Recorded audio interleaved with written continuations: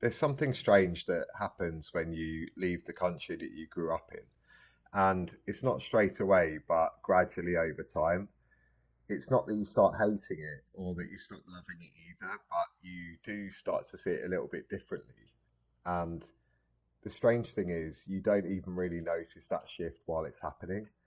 So for me, leaving the UK didn't come from one big decision because I'd already spent years living and working in the Middle East. And then when the COVID lockdowns happened, like a lot of other people, I didn't exactly choose to go home. I just kind of ended up back there for a few years while the whole world shut down. And then in late 2023, I finally had the opportunity to leave again, but this time for Southeast Asia, where I'm living now. So I've seen both sides, living abroad, then being back home, and then abroad again, but this time somewhere completely different. And going through that full loop really made the differences abundantly clear to me. And not in a this place is good, that place is bad kind of a way, but in more subtle ways. Because the truth is, when you're inside a system, particularly the one that you grew up in, everything feels normal. You don't question the pace of life or the tension people carry or the constant low level stress because that's just how things are. And when you step outside of it for long enough, you then look back and start noticing patterns that you couldn't see before, such as the way that people speak to each other, the way that people move through public spaces, and how everybody seems somewhat rushed and slightly guarded.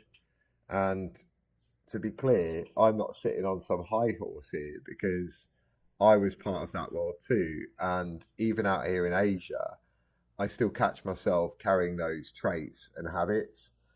So, despite what some people online like to claim, living abroad doesn't magically fix you and it doesn't remove your problems or turn your life into some kind of Instagram fantasy either.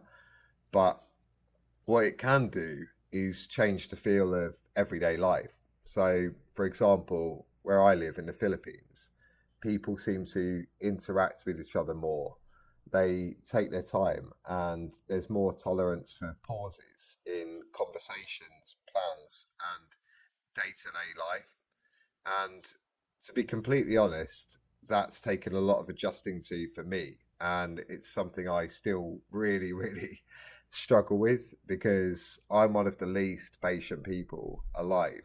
But once you start getting used to living in that slower rhythm, it can feel strange when you go back somewhere that feels permanently switched on.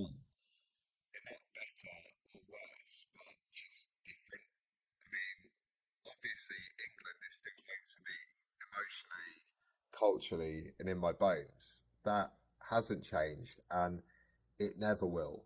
But when I go back to the UK now, I feel a subtle friction between the England that I remember, the England that I grew up in, and what it's now becoming, which can sometimes be harder to explain to people who've never left. But one of the hardest things about living far away from home isn't the distance, it's actually losing the shared reference points, such as the jokes, the cultural shorthand, and the things that you don't have to explain. Because, of course, when you live somewhere else, so much understanding is unspoken, and you don't realize how valuable that is until it's gone. Because even if you build a life elsewhere, some parts of home live in language, memory, and timing, and those don't always travel with you.